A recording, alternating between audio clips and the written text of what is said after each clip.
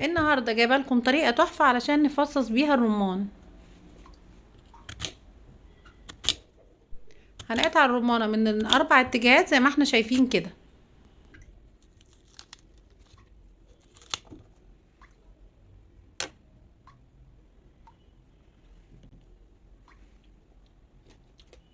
وبعد كده هناخد بالنا من الخطوط البيضاء اللي موجوده جوه الرمانه، وهنبدا على اساسها نشقق الرمانه من الجناب بالشكل اللي احنا شايفينه ده.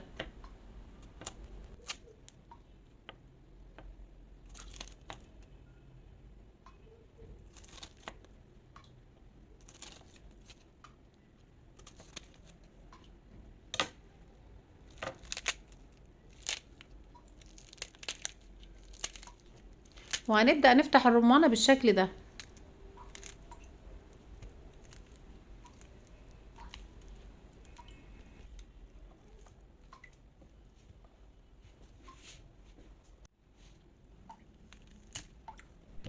طبعا اول حاجة هعملها هاكل قلب الرمانة لان انا بحبه جدا. عايزة اقول لكم ان اللحم الابيض اللي موجود مع الحبوب بتاعة الرمان ده حلو جدا جدا للمعدة.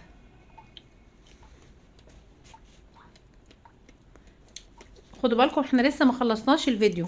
لو انت عايزه تاكليها بالشكل ده كده، عايزه اقولك صحيه جدا وجميله جدا جدا. لو انت بقى مش حابه تاكليها بالشكل ده هقولك تعمليها ازاي.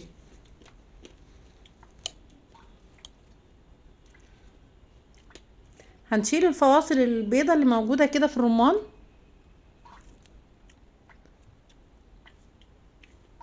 لو عايزه تسيبيها برضو ما تشيلهاش عادي، بس انا هشيلها كده. وهجيب كيس كده شفاف وادخل فيه الرمان، اي كيس عندي، مش لازم كيس شفاف يعني زي اللي انا جايباه كده.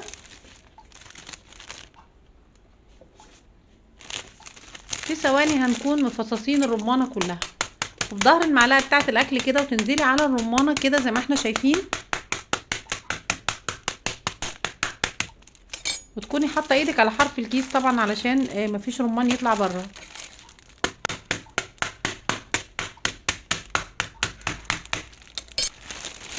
شايفين كده؟ خلاص فصصنا الرمانه من غير ما نبهدل ايدينا ولا نبهدل الدنيا حوالينا.